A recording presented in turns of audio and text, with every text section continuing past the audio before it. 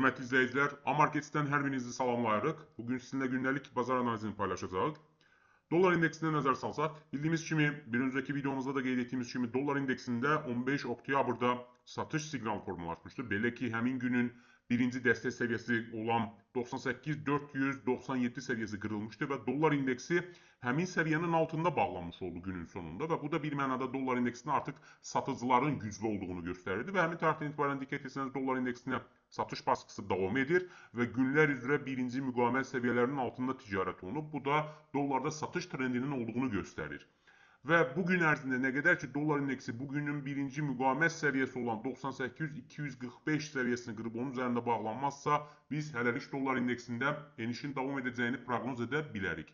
Əlavə olaraq, hörmətli izləyicilər, dollar indeksində olan satışların əsas təsir edici fundamental faktoru federal ehtiyatların yaxın zamanda faiz dərəcəsini endirəcəyi ilə bağlı müsbət açıqlamaları oldu ki, bu da bir mənada dollar indeksinə aşağı yönlü təzyiq etmiş olur. Hələ də Amerikada hökumətin bağlı olmasından dolayı biz əmək bazarı və inflyasiya ilə bağlı göstəriciləri əldə edə bilməmişik və bu məlumatların açıqlanması da əslində federal ehtiyatların növbəti görüşlərdə faiz dərəcəsi ilə hansı yöndə qərar qəbul edəcəyi haqqında daha dəqiq məlumatlar əldə etmək mümkün olacaqdır. Hörmətli izləyicilər, bir digər maliyyə aləti avro-dollar valyuta cütlüyüdür. Avro-dollar valyuta cütlüyündə də diqqət etirsəniz, 14 oktyabrdan etibarən bir mənada həmin günün birinci müqavimət səviyyəsini test etmiş oldu.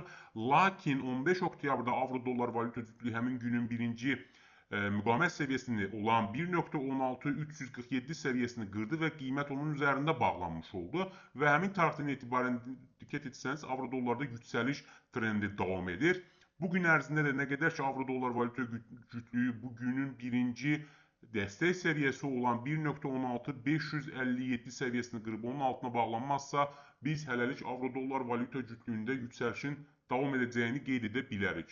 Xüsusilə bugün eyni zamanda Avropa Birliyində inflyasiya, yəni avrozonadan inflyasiya göstəricisi açıqlanmış olacaq və inflyasiyanın illik əsasda 2.2% olacağı proqnoz edilir. Əgər inflyasiyada artım olarsa, bu avro-dollara valyuta cütlüyünün yüksəlməsinə daha da dəstək verə bilər. Hörmətli izləyicilər, bir digər maliyyə alətimiz GBP-USD valyuta cütlüyüdür. GBP-USD valyuta cütlüyündə də 15 oktyabrda həmin günün birinci müqavimət səviyyəsi qırıldı və valyuta cütlüyü həmin səviyyənin üzərində bağlandı. Bu da bir mənada GBP-USD-də güclü alış siqnalının olduğunu göstərirdi və 16 oktyabrda da bu yüksəliş davam etdi. Eyni zamanda 16 oktyabrda, yəni dünən üçün İngiltərədə sənaye istehsalı ilə bağlı göstəricilər də gözləntilərin üzərində, yəni 0.4% açıqlanmış oldu. Halbuki 0.2% artım gözlənilirdi.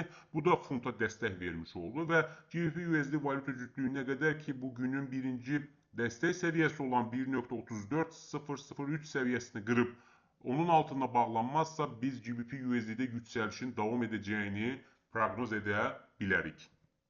Hörmətli izləyicilər, bir digər maliyyə alətimiz USD-YENA valyuta cütlüyüdür. Diqqət etsəniz, USD-YENA valyuta cütlüyündə də əslində bizim sistemimiz 14 oktyabr tarixində satış siqnalı vermişdi.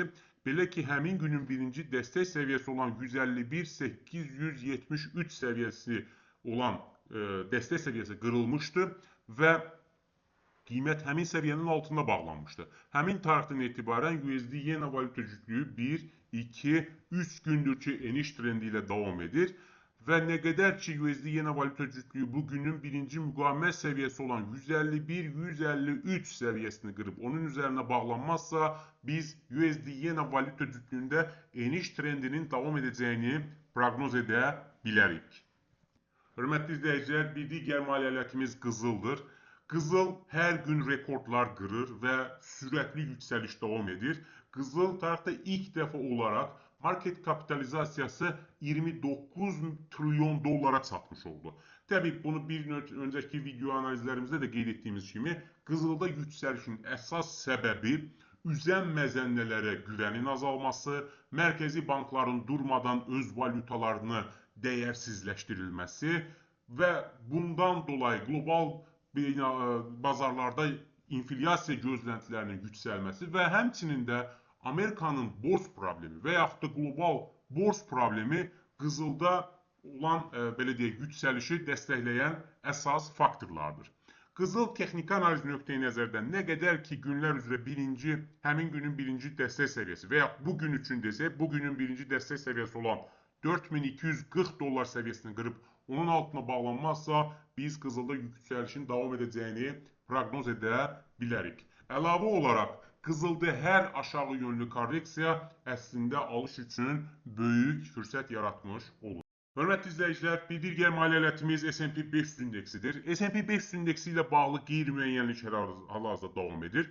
Diqqət etirsəniz, 10 oktyabrda olan bu kəskin yüksəliş Trumpın Çinə 100% tarif tətbiq edəcəyi ilə bağlı açıqlamasından dolayı idi. Sonra təbii bu ton yüksəlişdən sonra S&P 500 indeksi müəyyən mənada range ticarətinə daxil oldu və diqqət etsəniz 1, 2, 3, 4 gün range ticarətində davam eləmiş oldu. Bugün isə artıq günün birinci dəstək səviyyəsi qırılıb və gün ərzində S&P 500 indeksi bu səviyyənin, yəni 6617 dollar səviyyəsinin altına bağlanarsa, biz S&P 500 indeksində aşağı yönlü korreksiyanın davam edəcəyini proqnoz edə bilərik. Təbii ki, Trumpın bazarlara müdaxiləsi, sözlə müdaxiləsi mühüm əhəmiyyət kəsb edir. Lakin texniki analiz nöqteyi nəzərdən bugünün birinci dəstək səviyyəsinin üzərində bağlanmazsa qiymət, biz hələlik S&P-də enişin davam edəcəyini söyləyə bilərik.